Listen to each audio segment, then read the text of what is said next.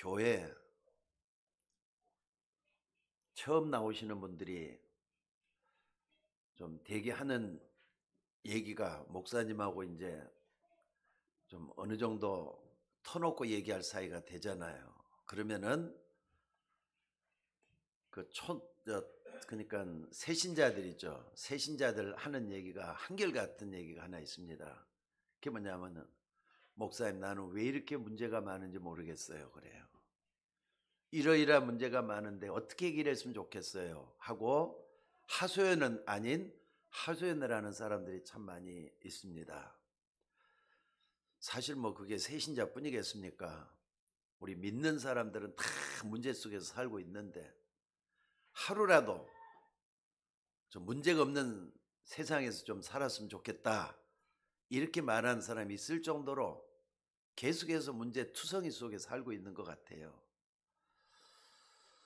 그런데 여러분들, 내게 다가오는 그 문제를 문제로만 보고 있으면은 항상 어렵고 힘들고 고통스럽게 마련이라는 거 잊지 마시기 바랍니다.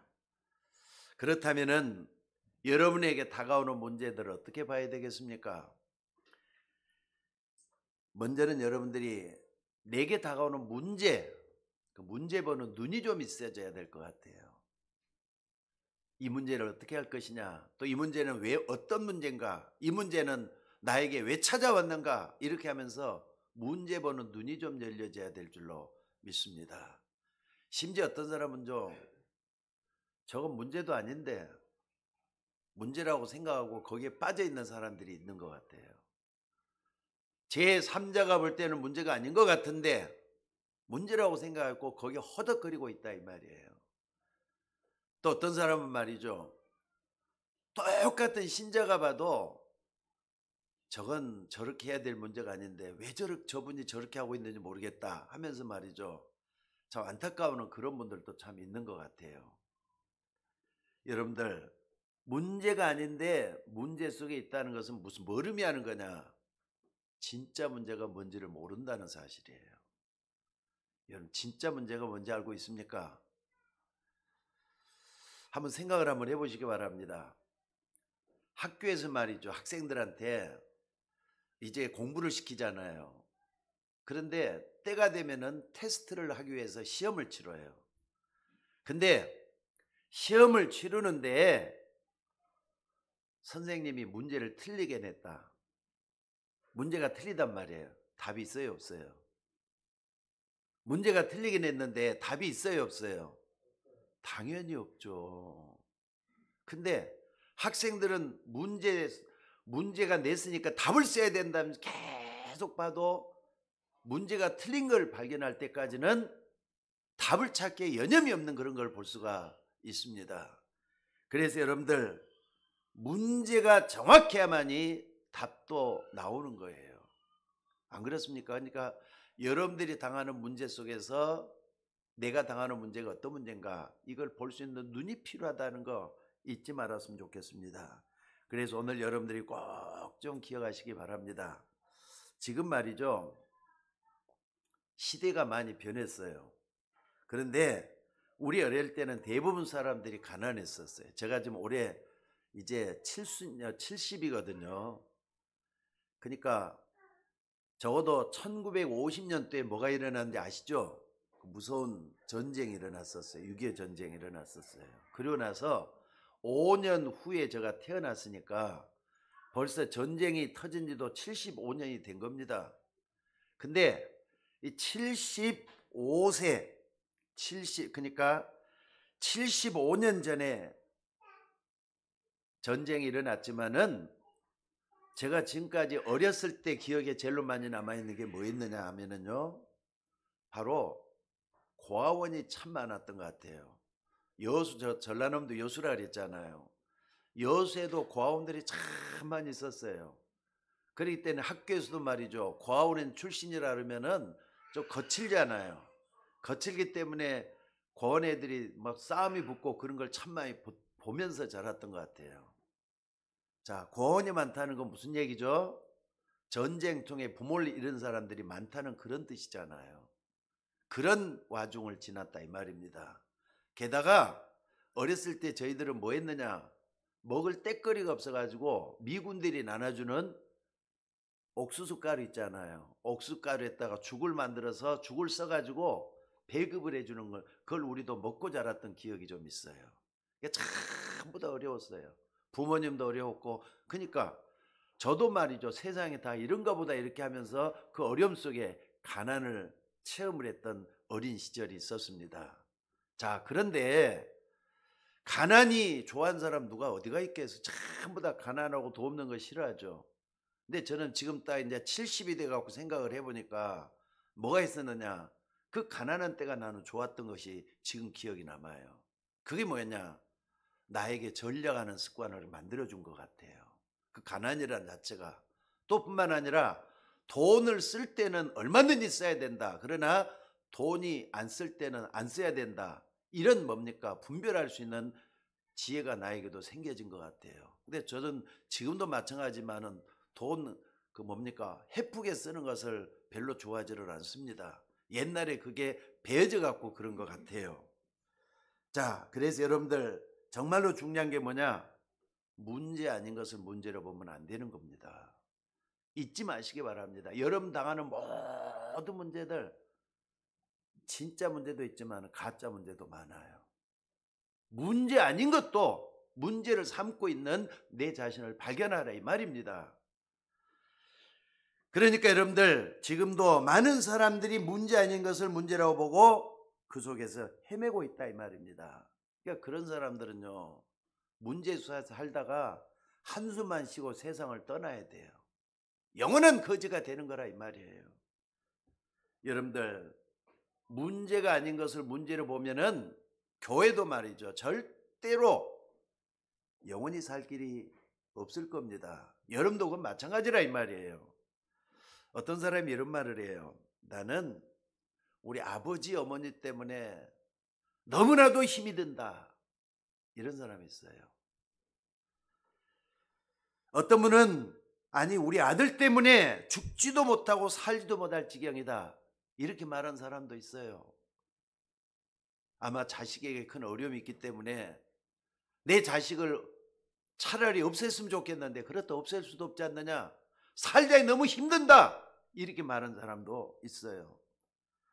만약에 여러분이 그렇다면 그것 때문에 힘이 빠져가지고 말이죠, 헤매야 돼요. 근데 세상 사람들이 다 그렇다면 세상은 또 어떨 것 같아요? 세상은 여러분들 다 힘이 빠져야 돼요. 여러분 기억하시기 바랍니다. 여러분에게 다가오는 모든 문제, 특별히 그 문제는 여러분이 딛고 일어서야 될 발판이라는 거 잊지 마시기 바랍니다. 어떤 사람은 내 남편 때문에 문제라고 하는데 정말로 남편이 문제입니까? 그렇다면 바꿔놓고 생각을 한번 해보시기 바랍니다. 그게 진짜 문제냐, 이 말이에요. 그게 진짜 문제냐고. 남편이 문제라고 하는데 그게 진짜 문제냐고 한번 생각을 한번 해보시기 바랍니다. 남편을 위해서 기도해 줄 수 있는 사람은 당신밖에 없다면은 하나님이 당신에게 기도를 시키는 거잖아요. 지금 그 남편이 뭔가를 찾고 있다면은 지금 그 사람은, 그 여인은 말이죠, 아니 그 아내는 실수하고 있는 거잖아요. 그 남편이 정말로 하나님 살아계시고 그 하나님이 나에게 큰 계획이 있다는 걸 발견하는 날 정말 그 집안은 많은 게 달라질 거예요. 사람들은 이렇게 문제 아닌 것을 문제라고 합니다. 지나고 오면은 그 문제가 복이 된 것이 어디 한두 개였습니까? 여러분들 적어도 여러분들이 여기 있는 박상희 권사님이나 또는 이렇게 전화에 좀 더 딱 되다 보면은요, 뭐가 있느냐, 숱한 문제를 많이 경험해 왔잖아요. 근데 지내놓고 보면은 그 문제 때문에 내가 복이 되었어, 그 문제 때문에 내가 이렇게 됐어, 내가 그 문제 때문에 예수 믿고 구원받았어. 나는 내게 있는 문제 때문에 예수 믿게 된 것이 제일 큰 복이라고 나는 믿고 있습니다. 나는 뭐 절대로 그래요. 절대로 누가 뭐래도, 형제들이 아무리 뭐라 그래도 내가 예수 믿는 게 제일 큰 복 받았다 생각이 들어요. 오늘 여러분들 문제 속에 빠져들지 말고 문제를 발판으로 삼는 여러분들이 되시기를 주의 이름으로 축원합니다. 그래서 오늘 본문의 배경을 보면은요, 유대인뿐만 아니라 로마에서조차도 예수 그리스도를 따르는 사람을 전부 다 뭐냐냐, 이단으로 만들었어요. 정통 유대인들이 볼 때는 기독교인들은 이단이거든요. 법적으로 제재했고 핍박을 가했습니다. 그리고 사회적으로 단절을 시켰어요. 그런데도 복음을 전하면은 이 사람들은 사자밥이 되게 하기도 하고요, 감옥에 계속 가둬놓고, 이런 감옥이 지금처럼 이렇게 교도소라 이렇게 뭐 인권을 주장하는 교도소인 줄 압니까? 깊은 감옥이에요. 너무 깊어가지고 컴컴한 것밖에 아무것도 볼 수 없는 그런 데가 감옥입니다. 그 속에서 살았던 사람들이 초대 기독교인들로 그랬습니다. 지금 이 빌립보서는 바울이 이런 배경 속에서 감옥에서 쓴 편지가 빌립보서라고 하는 겁니다. 그런데 바울과 초대교회 진짜 신자들은 이것을 문제로 보질 않았다는 사실이에요. 오늘 메시지 빌립보서의 주제가 뭔 줄 아세요, 여러분들? 오늘 여러분들이 방금 전에 빌립보서 읽었잖아요. 빌립보서의 주제는 기뻐하라는 거예요. 아시겠습니까? 옥중서신이라고 하는 빌립보서는 주제가 기뻐하라는 거라니까. 뭐 때문에 기뻐하라는 걸 안다면은 여러분, 아, 그렇구나, 나도 이 속에 있는 게 기뻐해야 되는 거구나, 이렇게 깨달아질 거예요. 여러분들 초대교인들은 지금 당한 환난을 문제로 보지를 않았다는 사실이에요. 오히려 최고의 기회로 삼고 그들이 말이죠, 헤쳐나갔다는 것을 잊지 마시기 바랍니다. 자, 여러분들 신앙생활 하는데 가장 중요한 게 뭐겠어요? 여러분들 신앙생활 하는데 가장 중요한 게 뭐겠습니까? 진짜 문제와 가짜 문제를 분별할 수 있는 게 진짜 나는 중요하다고 생각이 들어요.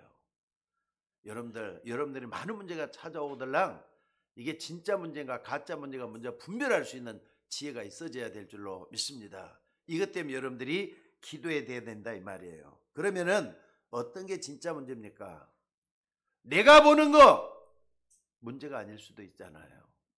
다른 사람이 보는 거 문제가 아닐 수도 있잖아요. 그럼 진짜 문제가 뭐냐? 내가 믿는 하나님이 가장 문제로 보고 있는 그 부분이 진짜 문제예요. 하나님이 이 문제를 문제로 보고 있느냐, 이게 진짜 문제라 이 말이에요. 안희숙 여사라는 분이 계십니다. 혹시 들어본 적 있습니까? 아마 신앙생활하고 설교를 많이 들어본 분들은요, 안희숙 여사면 아마 다 알 거예요. 모르는 사람이 있을 위해서 제가 좀 더 소개를 해드릴게요. 안희숙 여사라는 분은요, 일제시대의 처녀 몸으로 신사참배를 반대하다가 감옥에 수감이 돼가지고 옥중 생활을 하는 겁니다. 그러니까 복음 전하다가 그런 거예요. 복음 전하다가. 그것도 말이죠, 신사참배를 반대하다가 감옥에 들어갔다 이 말이에요. 근데 감옥에서 말이죠, 너무나도 대가 세게 나오니까 일본 순사들이 저거 죽여야 된다 해가지고 사형 선고를 내려놓은 상태가 돼갖고 있어요. 근데 안희숙 역사는 거기서도 뭐 했느냐, 유명한 책을 하나 썼어요. 그게 뭐냐면 죽으면 죽으리라는 책이에요.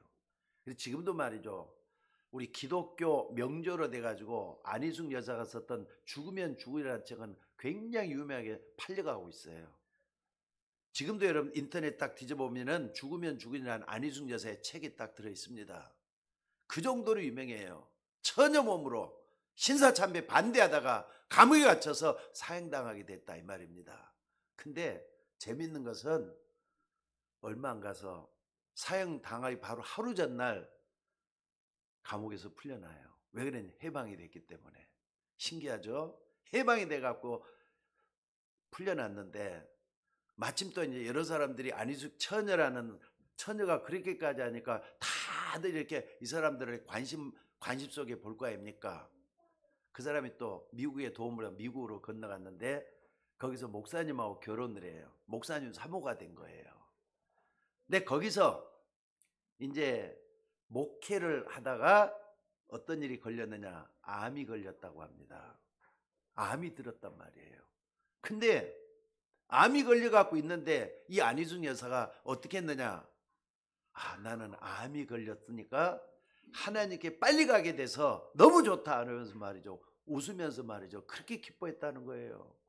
다른 사람 미쳤다 그럴 거 아닙니까? 근데 이 사람은 암이 걸려서 하나님께 빨리 가니까 너무 좋다. 오히려 더 기뻐했다는 거예요. 그런데 이게 어떻게 된 건지 걸려서 암이 걸려가고 다들 말이죠. 난 이제 큰일 났구나. 나 이제 다 못 살겠구나. 더 살고 싶은데 어떡하지? 하고 있는데 이분은 그것 때문에 기뻐하다가 암이 다 나아버렸다는 거예요. 그분이 90살 일기로 얼마 전에 세상을 떠났어요. 여러분들 한번 봐봅시다. 뭐가 문제입니까? 사람들이 암이 좀 최고의 병이라고 하잖아요. 근데 암이 걸려서 안희숙 여자는 오히려 빨리 하나님께 가게 돼서 기뻐하다. 물론 천국에 대한 확신이 있으니까 그렇게 된 거겠죠. 자, 오늘 본문이 바울이 감옥에 갇혀 있다는 건데 어떤 배경이냐? 바울이 복음 전하다가 감옥에 갇혔단 말이에요. 베스도라는 유대 총독, 로마에서 파견한 총독이 뭐라 그랬느냐? 재판을 하면서 바울 너는 아무 죄가 없다 이렇게 판결을 한 거예요. 그럼 다 끝난 거 아닙니까? 집에 가도 되는 거잖아요. 근데 유대인들은 저 바울은 죄인이라는 거예요. 죄인이기 때문에 절대로 빼서는 안 된다 이러면서 항의라고 막 그런 난리가 났었대요. 근데 바울은 거기다가 상고를 한 겁니다. 나는 우리나라가 지금 로마의 식민지로가 있는데 총독 당신보다도 로마 황제에게 가서 나는 재판을 받겠다. 나를 로마로 보내달라 이렇게 하게 된 거예요. 그래서 생각을 한번 해보세요. 아니 지금 총독이 가도 된다고 하는데 굳이 말이죠. 황제에 가서 자기를 황제에게 재판을 받게 해달라. 이게 말이 되느냐 이 말이에요. 여러분 왜 이렇게 바울이 답답한 일을 하는 겁니까? 이 총독은 그 당시에 뭐냐면요. 재판도 같이 할 수 있는 권한이 주어져 갖고 있어요. 근데 이 감옥에 있는 바울에게 집에 가라고 판결을 해줬더니 집에를 안 가고 로마로 가겠다는 거란 말이에요. 그때 이 총독이 뭐라 그러냐면요. 아니 너가 공부를 많이 하더니 정신이 돌았구나. 내 모든 학문이 너를 미치게 하는구나 하면서 말이죠. 비웃었다 그래요. 아니 죄가 없다고 가라는데 로마로 굳이 보내달 이유가 뭐냐? 근데 바울은 여기서 뭘 봤느냐? 지금 문제가 아니잖아요. 감옥에 갇힌 게 문제가 아니었다는 걸 본 거예요. 그러면서 뭐 했느냐? 로마로 가야 될 이유를 발견을 했기 때문에 자기는 로마로 가겠다는 거란 말이에요. 그러면서 마지막에 총독이 한 말이 바로 이겁니다. 각하께서도 저처럼 묶인 것 말고는 나 같은 사람 되기를 원하나이다 그랬어요. 전도하는 거잖아요. 나 같은 사람, 구원받은 사람 되기를 원한다면서 총독에까지 전도를 하고 있는 모습을 볼 수가 있습니다. 그게 사도행전 24장부터 26장까지 나오는 내용들이에요. 제가 좀 정리한 것은 24장부터 26장에 다 나옵니다. 자, 그래서 여러분들 당장에 우리 앞에 있는 문제 때문에 우리는 괴로워하고 또 고통스러워하고 그러지만은 오늘 바울처럼 진짜 문제가 뭔지를 바로 아는 여러분들이 되셔야 될 줄로 믿습니다. 그럼 하나님이 원하는 진짜 문제는 뭡니까? 무엇 때문에 바울이 로마로 그렇게 가기를 갈망하면서 나를 로마로 보내달라 이렇게 했느냐는 거예요. 첫째는 뭐냐면요. 곧 다가올 이스라엘의 재앙과 후대 문제 때문이었어요. 그 후에 말이죠. 바울이 이렇게 활동한 때가 1900 뭡니까? 주후 50년경이거든요. 근데 20년만 지나면 70년 때예요. 70년 때는 어떤 일이 생겼는 줄 아세요? 이스라엘이 완전히 로마의 티토 장군에게 점령을 당해가지고 이스라엘이 완전히 망하게 된 때가 주 70년이었어요. 근데 바울은 그걸 알고 있거든요. 얼마 안 있으면 우리나라가 망한다는 걸 알고 있었다 이 말이에요. 전도자잖아요. 하나님께 기도하는 사람이잖아요. 그 내용을 알고 있었다 이 말입니다. 그러니까 시급한 멸망 앞에서 바울은 지금 로마로 보내달라, 로마 황제를 만날 수 있도록 해달라, 이렇게 된 거예요. 그러니까 여러분들, 사람들은 당장에 먹고 사는 것 외에는 관심 별로 없는 것 같습니다. 근데 우리는 뭐 해야 되느냐? 조금 더 멀리 볼 수 있는 눈이 열려져야 될 것 같아요. 미래에 대해서 조금만 앞을 바라보고 멀리 볼 수 있다면은 그 사람은 눈이 열린 사람이라 이 말이에요. 오늘 여러분들 그런 사람 되시기를 주의 이름으로 축원합니다. 여러분의 후대가 여러분이 올바르게 만들어 놓지 않으면은 세상은 점점 복잡해지고 어려워질 텐데 그게 문제지 다른 것이 뭐가 문제겠느냐는 거예요. 여러분들 시대를 바라보면서 여러분들의 후대들, 내 자녀들이 복음 속에 들어가지 않으면 안 된다는 거 잊지 마시기 바랍니다. 이것이 제일 큰 시급한 문제라는 거 우리는 바울을 통해서 알 수가 있어요. 예수님이 십자가에서 못 박혀 죽으셨습니다. 근데 예수님을 따르는 사람들이 많이 있었잖아요. 자, 예수님 주변에 있는 사람들이 예수님이 십자가 달려 죽으니까 진짜 제자다, 가짜 제자다 분별이 되게 되었었어요. 진짜 제자는 끝까지 예수님 따라갔지만 가짜는 다 떠나갔잖아요. 안 그렇습니까 여러분들? 예수님이 십자가에 죽고 나서 법으로 더 구속하니까 다 도망가 버렸다 그랬어요. 그 사람들 가운데는요, 예수님이 기적을 체험했던 사람들이 다 있어요. 병도 났던 사람들이 다 있어요. 죽은 사람도 예수님이 살려냈잖아요. 심지어 오병이어의 축복으로, 아니 물고기 5병, 물고기 2마리와 빵 5개 가지고 5,000명을 어떤 기적으로 해갖고 사람들이 기적에 떡을 먹었던 사람들이 다 경험을 했어요. 다 도망가고 아무도 없었어요. 여러분 이게 무슨 말인지 좀 아시기 바랍니다. 진짜 제자가 어떤 사람인가를 볼 수 있잖아요. 가짜 제자는 다 도망가 버렸다니까. 이렇게 주 70년에 이스라엘이 무너지고 나니까 그 후에 1948년 이스라엘 나라가 다시 독립을 할 때까지가 거의 2000년 가까이 걸린 거예요. 그동안에 얼마나 이스라엘 백성들이 고통을 당하고 찢기는 민족이 돼가지고 어려움 당하는가 한번 생각을 한번 해보세요. 그러니까 여러분들 이스라엘 역사를 보면서 우리는 많은 것을 좀 생각을 해봐야 될 것 같아요. 바울이 지금 그거 준비하겠다고 로마로 가겠다고 하는 거예요. 지금 우리 유대인이 복음을 받아야 흩어져도 살기 때문에 바울은 이 미래를 준비하러 로마로 간다 그 말이라 이 말이에요. 그러니까 여러분들 이스라엘 역사를 쭉 보고 지금 50년대 바울이 살고 있었으니까 70년에 이 나라가 망할 수밖에 없는 것을 우리는 역사를 통해서 봤잖아요. 성경 역사를 봤다 이 말이에요. 여러분들 조금만 더 여러분 주변에 눈을 열어서 내 형제들, 내 자녀들, 그리고 내 주변의 모든 친척들까지 돌아보면서 어떤 것이 바른 건가를 바라볼 수 있는 여러분이 되셔야 될 줄로 믿습니다. 지금도 말이죠. 신학교에 신학자도 중요해요. 가르치는 교수들도 중요하지만은요. 지금 전 세계적으로 유럽이 됐든 미국이 됐든 교인들이 좀 줄고 있는 현상이 계속 나고 있습니다. 우리나라도 교인들이 줄었어요. 옛날에는 1,500만 명, 4,500만 명 중에서 1,500만 명이 예수 믿는다 그랬어요. 근데 지금은 5천만 명이 됐잖아요. 5천에 조금 모자라는 이민족인데 1,000만 명도 안 된단 말도 있습니다. 이제는 점점 줄어들고 있어요. 근데 교인들 딱 보면은요, 복음 알고 있는 사람들이 별로 없다니까. 전도로 나가다 보면은 진짜 예수님이 그리스도다, 이거 정확히 알고 생명 걸고 예수 믿는 사람 별로 없다니까요. 여러분 이게 현실이에요. 그렇다면은 이런 현실 앞에서 우리가 뭘 생각해야 되는가 볼 수가 있어져야 될 줄로 믿습니다. 그래서 오늘 바울은 로마로 가서 유대인 나라에 복음 전할 수 있도록 법적으로 풀겠다는 거예요. 로마 황제 앞에서 가서 허락을 받겠다는 겁니다.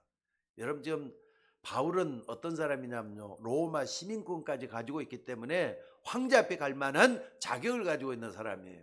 근데 지금 죄수의 몸이 돼 갖고라도 황제 앞에 서겠다는 그런 생각을 가지고 있는 걸 볼 수가 있습니다. 물론 유대인들은 그 말을 절대 안 듣죠. 근데 바울은 그런 심사를 가지고 로마를 가겠다고 한 거라 이 말입니다. 이게 여러분들, 여러분의 심령도 한번 바울의 입장에 서가지고 많은 것을 여러분 돌아보면서, 내 주변을 돌아보면서 바울이 했던 기도들과 바울이 했던 모습들을 살펴보는 여러분이 되셔야 될 줄로 믿습니다. 여러분의 기도 때문에 여러분의 자녀들, 여러분의 후대들이 산다는 거 잊지 마시기 바랍니다. 그리고 두 번째는요, 여러분이 있는 현장에 진짜 문제를 알고 답을 가져야 된다 이 말이에요. 여러분 현장에 진짜 문제가 뭐겠어요? 그리고 답이 뭐겠어요? 한번 찾아보시기 바랍니다. 오늘 결론에서 그 말씀을 다시 한번 정리를 해드리겠습니다. 자, 그래서 바울이 편지를 어디에 보냈느냐? 이 빌립보서는 바울이 빌립보에 감옥에서 써서 보낸 편지가 빌립보서입니다.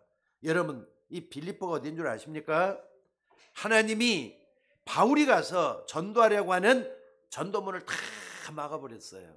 그게 마게도냐 첫성 빌립보 들어가게 된 배경이에요. 아시아로 가려고 하는데 하나님이 바울이 가는 길을 다 막았단 말이에요. 사도행전 16장에 나오는 내용들이죠. 하나님이 이 바울 전도문을 다 막았다면은 그냥 막는 게 아니라 뭔가 하나님의 중요한 계획이 들어있는 거잖아요. 우리는 이게 눈이 떠져야 돼요. 아니, 내 앞길이 다 막혔다. 아니, 여러분 앞길이 다 막혔다. 그러나 하나님이 바울 앞길을 다 막은 그 문제는 진짜 축복이 남아있다는 것도 여러분들이 아시고 기도하면서 하나님의 응답을 받는 여러분이 되셔야 될 줄로 믿습니다. 하나님은 어디로 문을 여셨느냐? 마게도냐 문을 열었어요. 마게도냐 그 첫성이 어디냐? 빌립보서예요. 빌립보예요. 빌립보로 딱 들어가도록 하나님이 길을 열었다 이 말입니다. 자, 이 빌립보가 어떤 지역이냐? 금도 많이 나고 은도 많이 나가지고 그 지역이 말이에요. 이것 때문에 상업 도시로 형성이 됐던 데가 이 빌립보래요. 게다가 여러분들 알렉산더 대왕 하면 잘 알고 계시죠? 알렉산더의 아버지가 누구냐? 알렉산더 빌립이라는 사람이래요. 그러니까 알렉산더 아버지 때문에 지어진 이름이 바로 빌립보라는 도시란 말이에요. 여러분들 기원전 368년경, 그러니까 오래전 일인데 유럽과 아시아를 잇는 거대한 도로가 놓인 데가 바로 빌립보 지역이래요. 유럽과 아시아를 놓는, 그러니까는 터키를 아마 그 근방인 것 같아요. 그쪽으로 해가지고 유럽과 아시아를 놓는 도로가 열렸다. 빌립보를 관통하도록 만들어놨다 이 말입니다. 그러니까 이 빌립보 도시는 굉장히 중요해요. 교통, 물류, 인류 자원들이 거기서 말이죠 통과를 하는 그런 지역이잖아요. 어느 정도냐면요, 여러분들 시저라는 사람 알 거예요. 줄리아스 시저라는 사람. 이 사람이 33군데나 칼 맞아가지고 죽은 로마의 황제잖아요. 근데 이 사람이 평상시에 뭐 했느냐? 빌립보에 모여가지고 정치를 논하면서 많은 정치인들을 훈련시키고 모임을 가졌던 데가 바로 빌립보라는 지역이라고 합니다. 여러분 무슨 말인지 알겠습니까? 근데 이 바울은 이 빌립보를 보니까 아무리 봐도 하나님이 복음화 시켜야 되는 도지가 맞구나 해가지고 하나님이 빌립보로 보냈다는 것을 눈치를 챈 거예요. 그래서 빌립보에 교회를 세운 게 누구였느냐? 루디아를 통해서 교회가 세워지게 되잖아요. 자, 오늘 여러분들 이 부분을 좀 알면서 다시 한번 많은 걸 좀 볼 수 있는 눈이 열리기를 바랍니다. 다시 한번 말씀드립니다. 문제를 바로 알아야만이 답이 보이게끔 돼갖고 있어요. 여러분 가문에, 또 여러분 후대, 여러분 있는 현장, 거기에 문제가 뭔지를, 답이 뭔지를 분명히 찾아내는 여러분들이 돼야 된다 그 말입니다. 세 번째로, 왜 바울이 로마로 가기를 원했느냐? 사실 문제와 답은 로마에 다 있는 겁니다. 여러분 이 부분을 좀 잊지 말고 붙잡았으면 좋겠어요. 세계로 향하는 길이 로마였기 때문에 로마의 복음이 증거해야 된다 이 말이에요. 그 당시에 비행기는 없어요. 2000년 전이니까. 근데 해로, 군로, 상로가 다 형성됐는데 해로가 뭐냐? 바닷길을 열려가지고 배들이 어디를 향해서 가느냐? 바로 로마를 향해서 갈 수 있도록 만들어져 가고 있었어요. 상로, 장사꾼들이 계속해서 그것을 지나다니도록 만들어진 데가 로마예요. 게다가 군로, 군인들, 군사들이 말이죠. 이동할 수 있는 통로가 돼갖고 있어. 그러니까 로마는 전 세계를 향하는 플랫폼이 돼갖고 있었다 이 말이에요. 그래서 옛날에도 이런 말 많이 들었을 거예요. 모든 길이 다 로마로 통한다. 그 도시가 바로 로마입니다. 자, 그렇다면 여러분 생각을 한번 해보시기 바랍니다. 바울이 볼 때 복음이 가장 빨리 전해지고 또 정말 중요하게 전해야 될 거냐? 로마로 봤던 거예요. 로마가 복음화돼야만이 전 세계가 복음화될 수가 있겠구나. 이걸 봤다 이 말입니다. 여러분 바울이 로마의 그리스도의 빛이 비춰야 된다. 이걸 봤기 때문에 로마로 가야 된다. 이런 말을 쓰고 있는 것입니다. 복음을 모르는 사람이 성공을 하면은 어떻게 될 것 같습니까? 복음을 모르는 사람이 성공하면 자존심이 세가지고요. 다른 게 아무것도 안 보여요. 그렇기 때문에 얼마든지 전쟁도 일으킬 수가 있어요. 안 그렇습니까? 복음을 모르는 사람이 지도자가 되거나 왕이 되면은 대량으로 말이죠. 사람 죽이는 일도 생겨나요. 그래서 바울은 이게 보이기 시작하니까 전 세계 모든 사람들이 복음을 받으려면은 먼저 로마가 복음화돼야 되겠구나. 이렇게 해서 이 로마를 가기를 그렇게 원했다는 사실이에요. 그래서 여러분들 바울이 뭐라 그랬느냐? 내가 거기 갔다가 로마도 보야리라. 평소에 그런 말을 했어요. 로마가 복음화해야 되겠구나. 근데 지금 거기는 어디냐면은 예루살렘이거든요. 사실 예루살렘에 복음자나 예루살렘을 가야 되는데 거기는 막 바울을 죽이려고 바울을 말이죠. 죽이기 위해서 군사들이 매복이 돼 갖고 있는 그런 상황인데도 예루살렘을 가야 된다는 거예요. 근데 그런 예루살렘을 가는 길목에 있으면서도 바울은 뭐 하느냐? 로마를 바라보고 있었다 이 말이에요. 그만큼 복음의 눈이 열려서 미래를 바라보고 있는 바울을 볼 수가 있습니다. 자, 이렇게 기도하고 있는 바울에게 부활하신 주님이 나타났어요. 부활하신 주님, 하늘 보좌 우편에 앉아 계신 주님이 나타나갖고 뭐라 그랬느냐? 바울아, 담대하라. 내가 예루살렘에서 나이를 증언한 것 같이 로마에서도 증거되어야 하리라.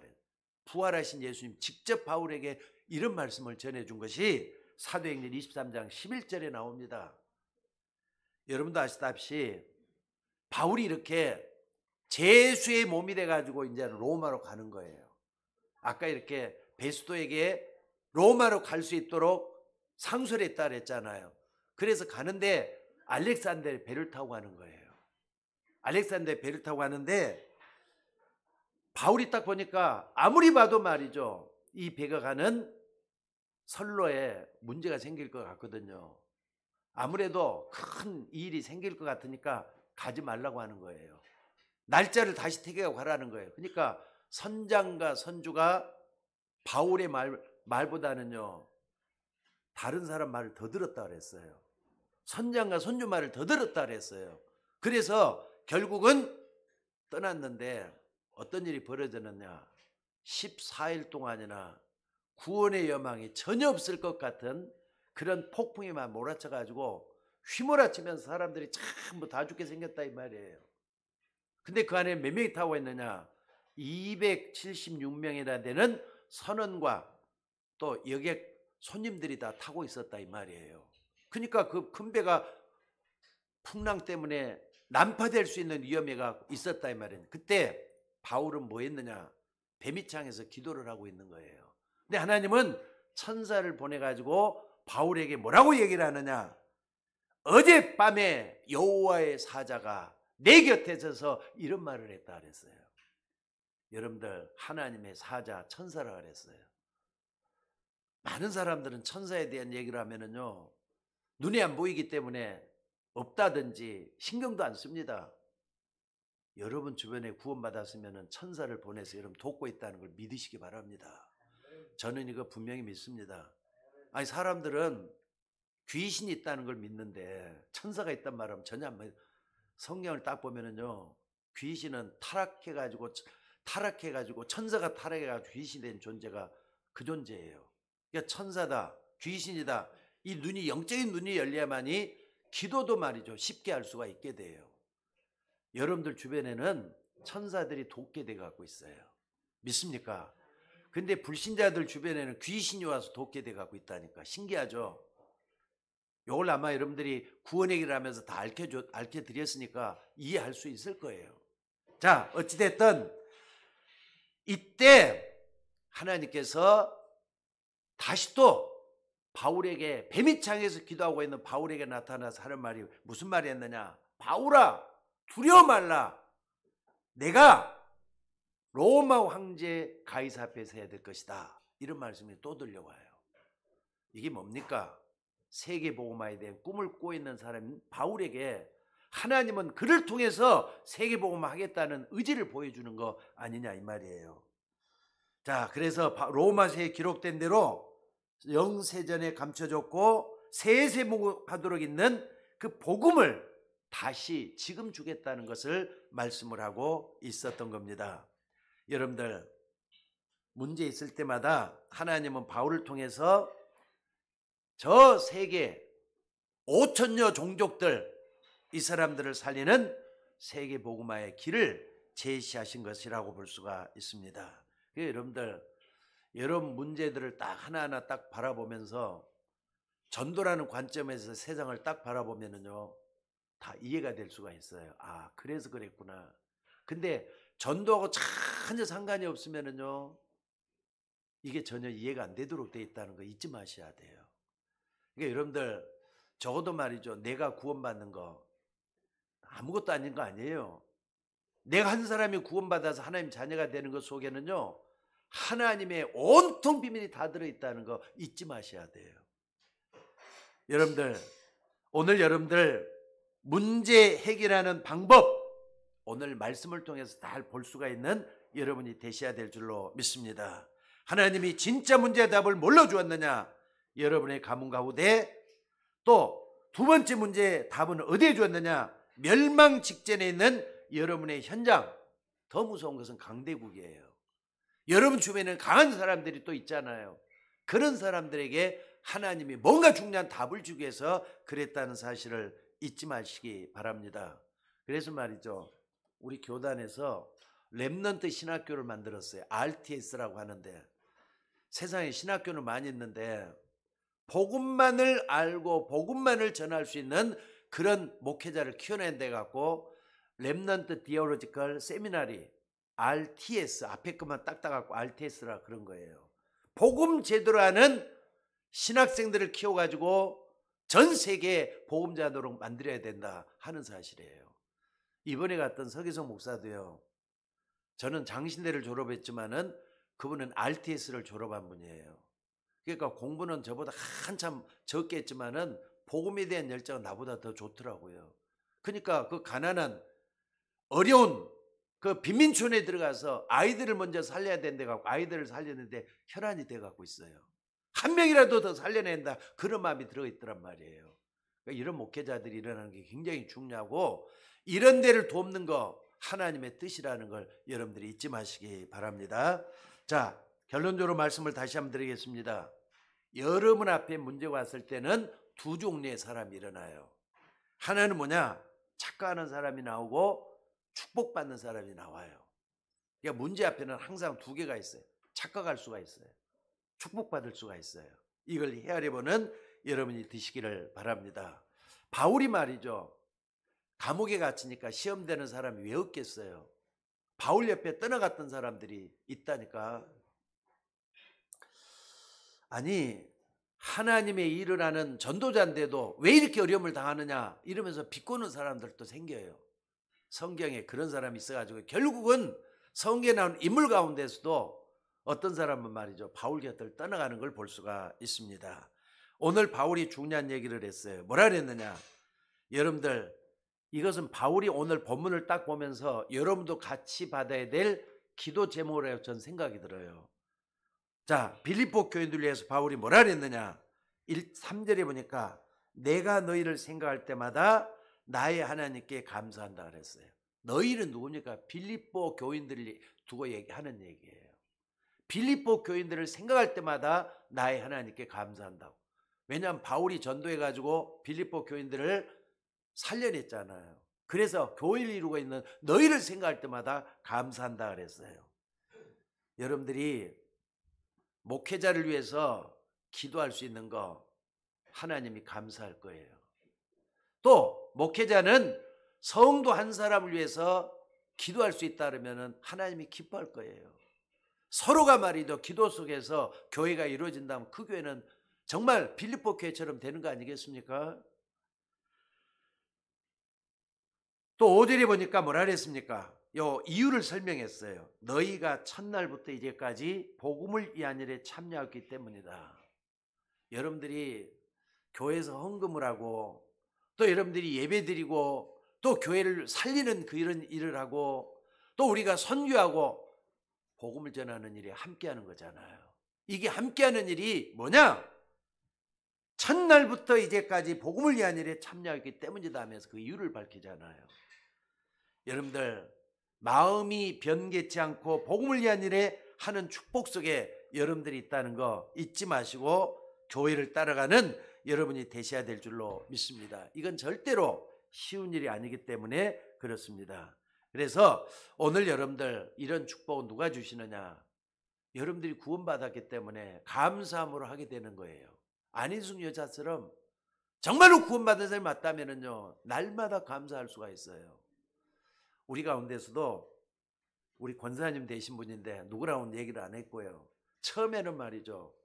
이 권사님이 처음에 예수 믿을 때는 그렇게도 뜸을 들이면서 말이죠. 안 믿겠다, 못 믿겠다 하신 분이 바로 그분이었어요. 근데 이제 벌써 한 20년 가까이 되신 우리 권사님인데 그분이 뭐 하느냐? 기도하시면서도 날마다 하나님을 바라보면 감사밖에 안 나온대요. 우리 교회 안에 그런 분이 계신다니까 여러분들 그게 참된 믿음인 것을 믿으시기 바랍니다. 그리고 6절에 보니까 너희 안에서 착한 일을 시작하시니가 그리스도 날까지 이룰 것이다. 여러분 안에 하나님이 계시잖아요. 구원받는 사람은 누구든지 다 하나님이 계셔요. 맞습니까? 그 하나님이 착한 일을 시작하셨어요. 그걸 믿으시기를 주의 이름으로 축원합니다. 그러니까 여러분을 통해서 일하시는 분이 하나님이십니다. 그분이 여러분을 통해서 구원 사역을 이루고 계셔요. 여러분과 저를 통해서 하나님은 구원하는 일을 이루고 계신다는 걸 믿으시기 바랍니다. 자, 그래서 7절에 보니까 뭐라 그랬습니까? 내가 너희 무리를 위하여 이와 같이 생각하는 것이 마땅하니 이는 너희가 내 마음에 있으며 나의 매인과 복음을 변명한 것 확정함에 너희가 다 나와 함께 은혜에 참여하는 자가 됨이라. 여러분들 적어도 여러분들이 목회자의 마음속에 기도가 되어지게 만들어지고 있다면은 그 사람은 절대로 망하지 않게 될 줄로 나는 믿습니다. 여러분 이 속에 있기를 주의 이름으로 축원합니다.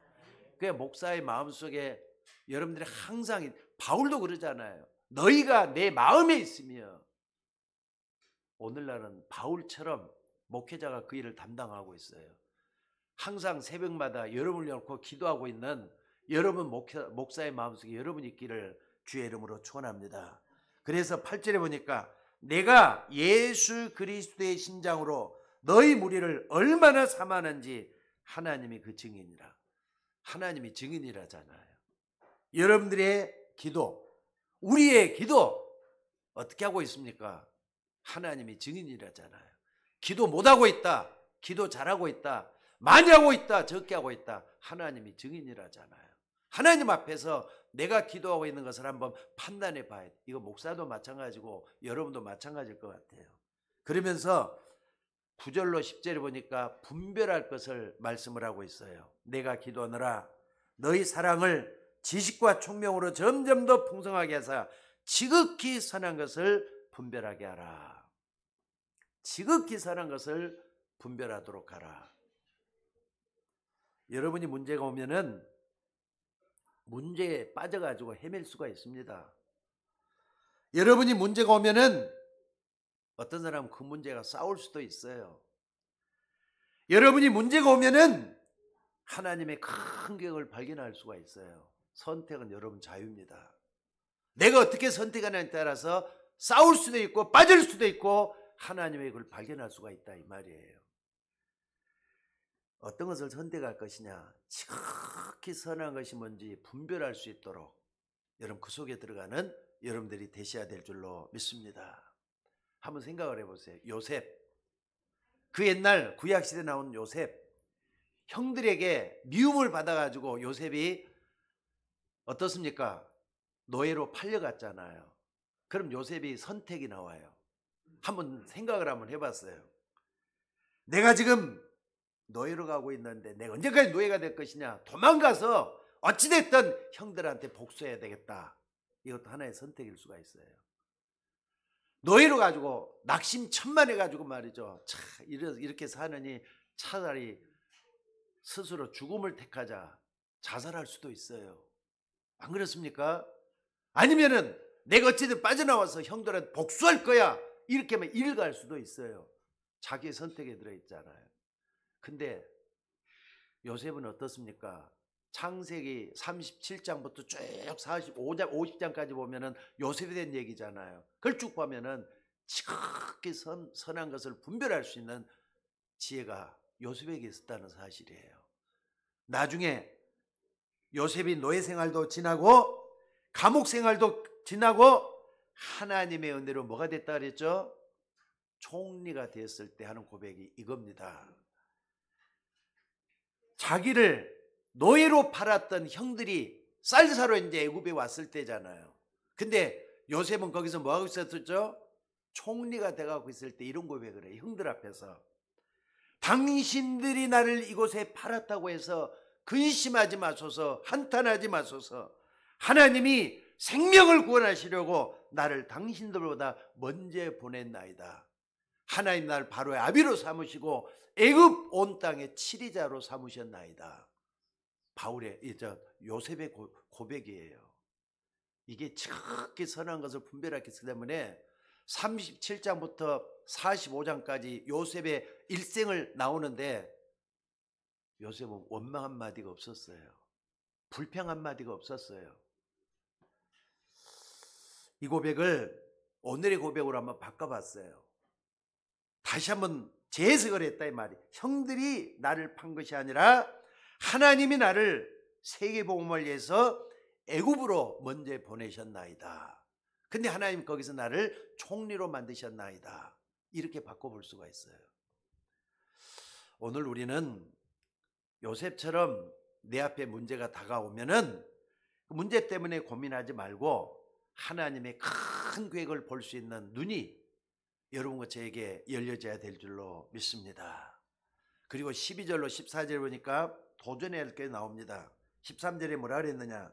이러므로 나의 매임이 그리스도 안에서 모든 신뢰함과 그 밖에 모든 사람에게 나타났다. 감옥에 갇혀 있는 것이 감옥 속에 있는 사람들뿐만 아니라 밖에 있는 사람들까지 많은 증거가 됐다 이 말이에요. 그러니까 이게 감옥에 있으나 밖에 있으나 오직 복음 전하는 일이 드러났다는 거잖아요. 그래서 바울이 나는 그렇게도 말이죠, 위대해요. 아, 바울이 그래서 엄청난 사람이 돼가지고 전도자가 됐었구나 하는 걸 보는 겁니다. 자, 오늘 여러분은 지금 무슨 문제 앞에서 고민하고 있습니까? 하나님이 인정하는 진짜 문제에 좀 도전하시기 바랍니다. 하나님 인정하는 진짜 문제는 뭐겠습니까? 사람들이 다 뭐하느냐? 하나님 떠나 있거든요. 사단에게 묶여가지고 그 속에서 말이죠, 허우적거리고 있거든요. 어둠 속에 빠져가지고 허우적거리고 있거든요. 이걸 먼저 보셔야 돼요. 이 땅의 사람들이 다 구원받아야 된다. 그렇다면은 이 하나님을 떠난 문제, 이게 진짜 문제예요. 그 때문에 예수님이 이 땅에 오셨잖아요. 맞습니까? 맞습니까, 여러분들? 여러분들도 옛날에 예수 믿기 전에 하나님 떠나 있었다니까. 근데 그렇다면 가장 중요한 게 뭐냐? 내가 하나님을 만난 거, 하나님을 떠나 있던 내가 하나님을 만난 거, 이것보다 더 중요한 문제는 없는 거예요. 이 땅의 사람들이 뭐라고요? 하나님을 떠나 있는 게 최고로 큰 문제예요. 아니, 생각을 해보세요. 물속에 있는 물고기가 물을 떠났다. 그러면 물을 떠난 물고기는 당장 어떻게 되죠? 죽음이 찾아와요.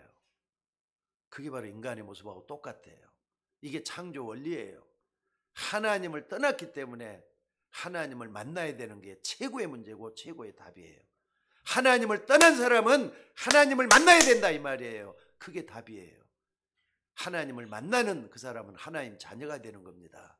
그럼 모든 문제를 다 해결할 수가 있어요. 이걸 믿으시기를 주의 이름으로 축원합니다. 여러분들 문제 때문에 힘들어하지 마시고 어려워하지 말고 염려도 하지 말고, 이미 그리스도는 여러분에게 답이 되셔요. 그 안에서 모든 답을 풀어나가는 저나 여러분이 되셔야 될 줄로 믿습니다. 오늘 또 이번 주간에 하나님을 떠난 거, 하나님을 만난 거, 진짜 문제가 뭔가를 확인해 보면서 은혜 속에 들어가기를 주의 이름으로 축원합니다. 기도하겠습니다. 하나님, 은혜를 감사합니다. 우리는 미련하고 연약해서 하나님의 뜻을 분별할 수가 없지만은 성령께서 우리 가운데 찾아오셔서 우리의 문제를, 우리의 어려움을, 우리의 위기를 해결하여 주옵소서. 우리 주님의 은혜 속에 온전히 들어가서 주님을 찾게 하시고 하나님의 역사를 바라볼 수 있는 우리 모두가 되게 하옵소서. 우리도 바울처럼 하나님 앞에 위대하게 쓰임받을 수 있는 종이 되어야 되는데, 작은 한 부분이라도 감당할 수 있는 은혜를 대해 주셔서 하나님을 기쁘게 할 수 있는 종들이 되게 하옵소서. 귀한 것들 감사드리며